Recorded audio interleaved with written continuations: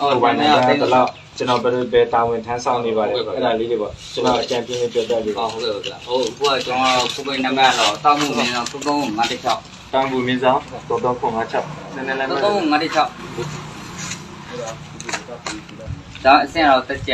သိန်းစောပါဗျတက်ကြသိန်းစောဟုတ်ကဲ့ကိုပိုင်နံပါတ်တောင်းမှုမင်းဆောင်33516ပါဗျ33516ဟုတ်ဟိုလက်ရှိတောင်းကကျွန်တော်ဒီပဲဟောပြီးတာအလုပ်ကျွန်တော်တောင်းထမ်းဆောင်နေပါဗျဒီကြားပြဲပါခန္ဓာလို့ပါလို့အင်းနာခန္ဓာပါကျွန်တော်တောင်းထမ်းဆောင်နေပါနော်ဟုတ်ကဲ့ပါဆရာထမ်းဆောင်နေပါဗျဒီစစ်မှုထမ်းလာတဲ့တက်တန်းပေါ့နော်ဒီဗမာတက်မတော်ပြောမလားဗမာတက်မတော်ပေါ့အခုဆိုရင်ကျွန်တော်တို့ကခေါ်တာအကျန်းဖက်စစ်ကောင်စီအဲ့တော့ဒီစစ်ကောင်စီရဲ့အလုပ်တာဝန်တွေကိုဒီတက်အင်းစောအနေနဲ့ဘယ်နေ့လောက်ထိတာဝန်ထမ်းဆောင်ခဲ့လို့လဲကျွန်တော်ဗတဲ့နေ့ကကျွန်တော်အနည်း20ကျော်သွားပြီဗျအနည်း20ကျော်အနည်း20ကျော်အချိန်မှာကျွန်တော်အခွင့်အရေးလည်းမပြီးဘူးဒါပေမဲ့ကျွန်တော်ရဲ့ရှင်းတိုင်းပဲဒီလိုလွတ်နေနောက်မိမဒီနောက်မီလင်းပြီးတော့ဟိုကဖြစ်တော့တဲ့ဥစ္စာကိုဒီတော့မဖြည့်ရှင်းပြီးလို့ကျွန်တော်လိုချင်လို့ကျွန်တော်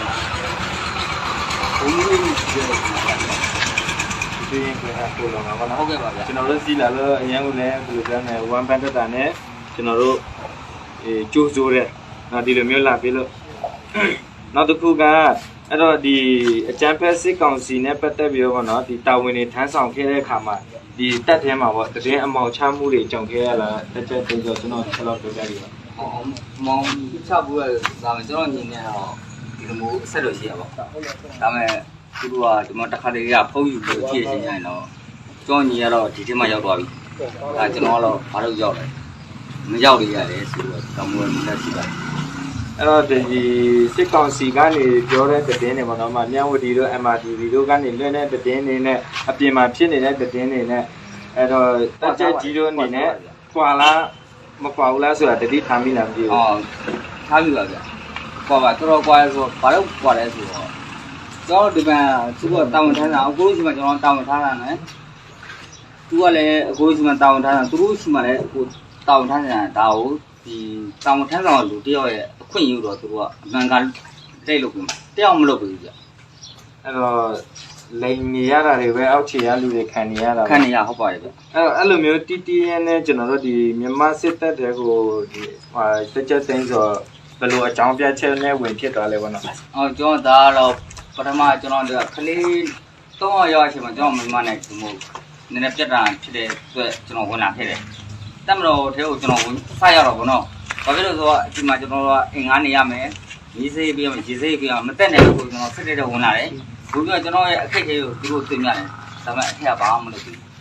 ဆက်ကဘာမှမလုပ်ဘာမှမလုပ်ဘူးဒါအခုလောဆယ်ဒီလိုမျိုးနေခဲ့ပြီးတော့ကျွန်တော်သားသမီး9ယောက်ရတယ်ထုံးကားခဲ့ရဗောသားသမီး9ယောက်ရတဲ့စီကျွန်တော်မိမဒီပဲနောက်ရဲ့ငငယ်နေတယ်ဒါသူတို့ကျွန်တော်အဆင့်တင်ဖို့လေပြောင်းဖြေမချင်းမျိုးဒါဘူးကိုတော့ကျွန်တော်ဘလို့ကျွန်တော်သွားဖြည့်ရှင်းပြီးမှထုတ်ခဲ့ရပြီးကြမှာကျွန်တော်ဒီလိုမျိုးတွေဖြစ်တာပေါ့စစ်တမ်းပို့လိုက်တယ်ပေါ့ဟုတ်တယ်စစ်တမ်းပို့တယ်ကြားကိုလာမယ်ဆိုရင်ကြားမှာစစ်ဖြစ်နေတယ်ဆိုတော့သိလားမသိဘူးဒီအခုလာတဲ့စစ်တပ်တွေပေါ့နော်ရေပေါ်တက်ချက်သိန်းစော်တို့ဒီချိန်ကိုဒီဖက်ကိုလာမဲ့ချိန်မှာကြားမှာဘယ်လိုခြေနေရှိလဲစစ်တပ်အနေနဲ့ကျွန်တော်တို့နဲ့ဘယ်လိုတိုက်ခိုက်နေရလဲဆိုတော့သိခဲ့လားမသိခဲ့ဘူးဗျကျွန်တော်အခုဒီမှာပြောရဆိုတော့ဒီမှာ24ရက်နေ့စနေခွင့်မှာကျွန်တော်ပြောတယ်3နာရီထိုးမော်တော်ရင်ရောက်တဲ့ကားပေါ်တက်ပြီးကြဖြစ်ရမယ်လို့ပြောရဆိုမှကျွန်တော်အမေနဲ့ကျွန်တော်ကိုတာရီမီနဲ့ကျွန်တော်ဟိုဟမ်မီကြီးရောက်သူပြောမှတော့လေသူပြောတယ်သူကလည်းကလေးရဖက်လည်းသူကဖြစ်မှာဘာဖြစ်လို့ဆိုတော့သူ့မှာအမေရတဲ့ပြစ်ထားခဲ့တယ်ဟုတ်လားအဖေကအခုကပြစ်ပြီးသွားတယ်မဟုတ်ဘူးဒီကတော့ရနော်ရတယ်ကျွန်တော်လည်းအစက်ပါရမယ်ဒီမီလို့လည်းဘာလို့ကျွန်တော်လောက်တာတော့သူတို့အုံလုံးမရှိတော့မနေရဘူးလားမျက်နှာခွဲရမှာလည်းမဟုတ်ဘူးအခုတော့တိုင်းမိတယ်သူဖမ်းထားတယ်ကြောက်မိတယ်ဖမ်းထားတယ်ဖမ်းထားဆောက်ကျွန်တော်ထွက်ပြေးတယ်ဆိုတော့ကိုခံချင်တဲ့ကိုဒါမဲ့မလုံးတဲ့တော့လှုပ်ကြမှာအခုကျတော့ကျွန်တော်ဖက်ဟောဖြစ်မှာသွားတယ်ဘာလို့အတိဘက်ခံမှုရှိတော့ဟုတ်လားဒါဟိုကပြေကျွန်တော်တည်ရဆိုကြရင်ဟိုဘာလဲပုံမှုလို့ဖမ်းလို့ ကျွန်တော်ပြစ်တဲ့လို့တည်သွားပြီဆိုတော့ကျွန်တော်တာလီမီအမေလွတ်မယ်ကျွန်တော်ဒီတစ်ခုပဲကျွန်တော်ဟိုဖြစ်တယ်ကျွန်တော်မှလန်တလန်လုံးကျွန်တော်ဘာတစ်ခုမှမစားကျွန်တော်မျိုးမတွေးပြောမှာကျွန်တော်ပတ်စံနေချီတောင်ပါဒီပစိုးခဏကျွန်တော်လွတ်ပြတဲ့ပစိုးလေးရဲ့အင်ကြီးလေးကျွန်တော်ဝယ်လိုက်တာဝယ်ရတာဒီပါ9000ပေးရ1000ပိုးတော့ကျွန်တော်ရေရီတလုံးကျွန်တော်ဝယ်ပြီးတော့တလန်လုံးရေရီတောက်လိုက်ဒီလန်ကျကျွန်တော်ကြောင်းလာခဲ့ရ အဲ့တော့အခုကဒီတက်ကြသိန်းဆိုပြောတဲ့ပုံစံရဆိုရင်စစ်တပ်ထဲမှာဒီစစ်မှုထမ်းနေတဲ့စစ်တီတွေပေါ့နော်သူတို့ခေါ်တဲ့ဒီလုံခြုံရေးတပ်ဖွဲ့ဝင်တွေပေါ့ဒီမိသားစုဝင်တွေကိုစစ်တပ်ထဲမှာ